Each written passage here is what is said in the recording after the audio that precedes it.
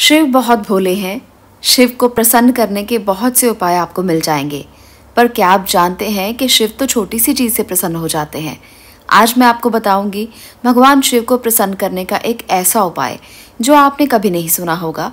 अगर आपने अभी तक चैनल सब्सक्राइब नहीं किया है तो इसे ज़रूर सब्सक्राइब करें, क्योंकि यहाँ पर आपको ऐसी जानकारी मिलती है जिसमें आपका ज्ञान भी बढ़ता है और यहाँ पर मैं आपको ऐसे उपाय देती हूँ जिसमें आपका धन भी खर्च नहीं होता। तो आपको इस चैनल को सब्सक्राइब करना है और वीडियो को लाइक और शेयर ज़रूर करना है।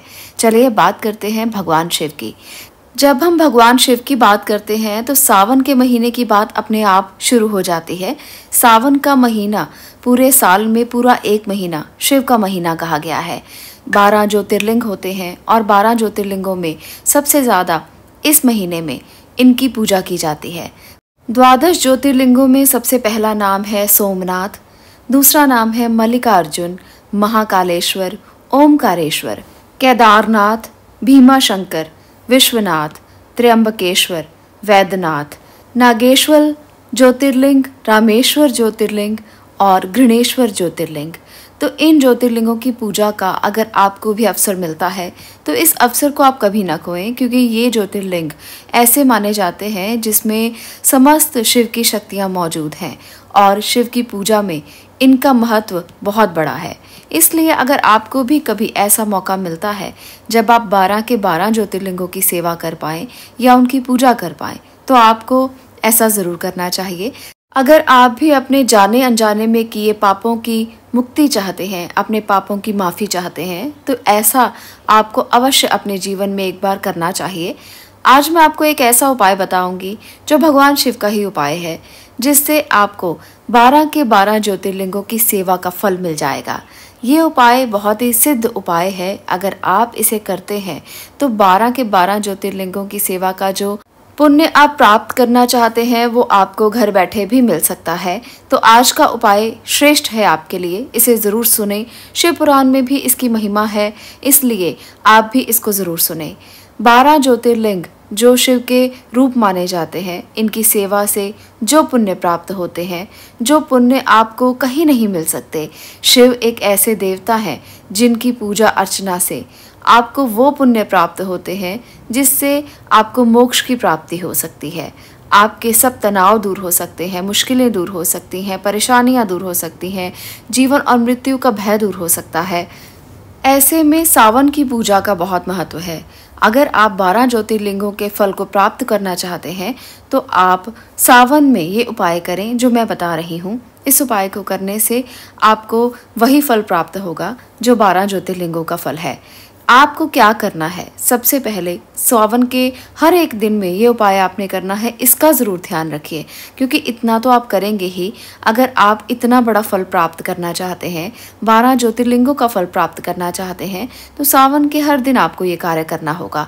इस बात का आपको श्रेष्ठ ध्यान रखना है। बहुत ही सिद्ध उपाय है, इसलिए सावन के पहले दिन से प्रारंभ करें। सुबह सुबह उठें, सावन के पहले दिन नहा धोकर तैयार हो जाएं और आपने इसके बाद क्या करना है, आपने हर दिन भगवान शिव के मंदिर में पहुंचना है। जो भी आपके घर के आसपास मंदिर हो वहां पर आप पहुंच जाएं। आपने वहां पर रुद्राभिषेक करना है। रुद्राभिषेक आप कैसे करेंगे, आपने क्या करना है, बहुत ही सरल सा उपाय है। कोई भी आपका धन खर्च ज़्यादा नहीं होगा और आपको रुद्राभिषेक का फल भी मिलेगा, 12 ज्योतिर्लिंगों की पूजा का फल भी मिलेगा। आपने 12 बार जलाभिषेक करना है। आप जल में थोड़ा सा गंगा जल मिला लें और उसके बाद जलाभिषेक करें। जो ज्योतिर्लिंगों के नाम मैंने आपको बताए हैं, आप वहाँ शिवलिंग के सामने बैठकर उन सभी ज्योतिर्लिंगों के नाम बोलेंगे जो यहाँ पर मैंने आपको बताए हैं, और एक एक नाम बोलकर एक एक बार आप जलाभिषेक करते जाएंगे।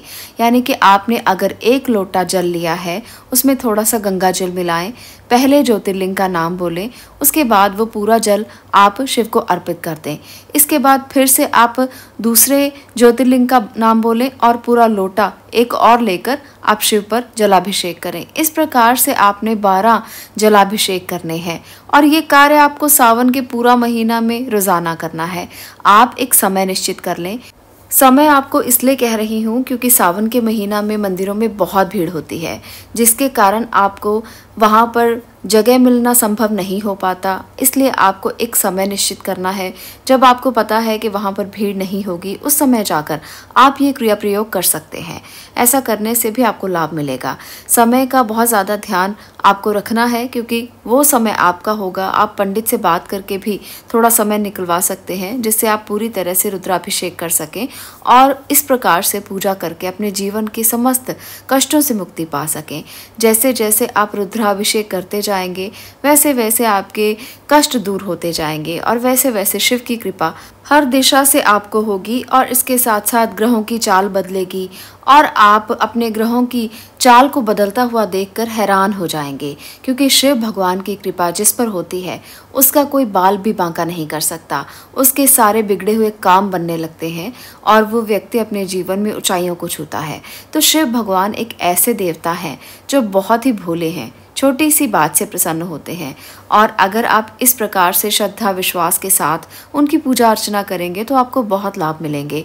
आपकी कुंडली में चंद्रमा की स्थिति बेहतरीन हो जाएगी, आपकी कुंडली में राहु केतु शांत हो जाएंगे, शनि का प्रभाव बुरा नहीं रहेगा।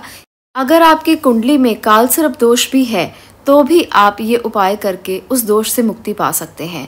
कितना भी भारी से भारी दोष क्यों ना हो, शिव की कृपा से उस पर निजात पाई जा सकती है। शिव की कृपा से आपको समस्त सुख मिल सकते हैं। आज मैंने इस उपाय में जो रुद्राभिषेक आपको बताया है वो साधारण जल से कहा है। आपको इसमें गंगा जल थोड़ा सा डालना है और कुछ भी ज़्यादा डालने की ज़रूरत नहीं है। कुछ लोग घी की धारा से रुद्राभिषेक करते हैं। इसके साथ साथ शक्कर मिले दूध से भी रुद्राभिषेक किया जाता है, शहद से भी अभिषेक किया जाता है, गाय के दूध से भी अभिषेक किया जाता है। शक्कर मिले जल से अभिषेक करने से संतान प्राप्ति होती है, गाय के दूध से अभिषेक करने से आरोग्य मिलता है और इसके साथ साथ शहद से अभिषेक करने से पुरानी बीमारियां भी दूर होती हैं। तो ये बहुत से ऐसे उपाय आपको मिल जाएंगे जो शिव की आराधना करने से लाभ देते हैं। आप भी इन सभी का भी लाभ ले सकते हैं रुद्राभिषेक करते हुए। अगर आप इन सभी चीज़ों में से जो आप पाना चाहते हैं उसके लिए आप उसका इस्तेमाल कर सकते हैं, आपको लाभ ही मिलेगा। भगवान शिव की पूजा से हमेशा लाभ प्राप्त ही होता है, इसलिए आज एक और उपाय आपको बताती हूँ। अगर आप अपने जीवन के इस संदर्भ में कुछ जानना चाहते हैं, ये है तो तांत्रोक्त, पर आपको मैं बता देती हूँ जो लोग तांत्रोक्त क्रियाओं की तरफ आकर्षित होते हैं, जो लोग तांत्रिक क्रियाओं में बहुत ज़्यादा रुचि लेते हैं, उनके लिए ये उपाय है, आप कर सकते हैं। अगर आप मुक्ति चाहते हैं, अगर आप इस प्रकार की बाधाओं से मुक्ति चाहते हैं जो जीवन यापन में हमें रोज़ाना आती हैं, अगर आप इनसे मुक्ति चाहते हैं या आप मोक्ष प्राप्ति चाहते हैं, तो रुद्राभिषेक में भस्म का इस्तेमाल करें। भस्म से किया गया अभिषेक मोक्ष प्राप्ति की तरफ इंसान को लेकर जाता है, इसलिए आप भी इन उपायों को आजमा सकते हैं। 12 ज्योतिर्लिंगों का लाभ आप प्राप्त कर सकते हैं। आपको हर तरफ से भगवान शिव की कृपा प्राप्त होगी। इन उपायों को करके देखें और आप अपने जीवन को सुखद और सरल बनाएं, ताकि कोई भी कष्ट आपको छू ना सके। आज के लिए इतना ही। अगर आपको ये वीडियो पसंद आई हो तो कमेंट बॉक्स में जय शिव शंकर, जय भोलेनाथ ज़रूर लिखें और इस वीडियो को लाइक करना मत भूलें। आपका इसे देखने के लिए धन्यवाद।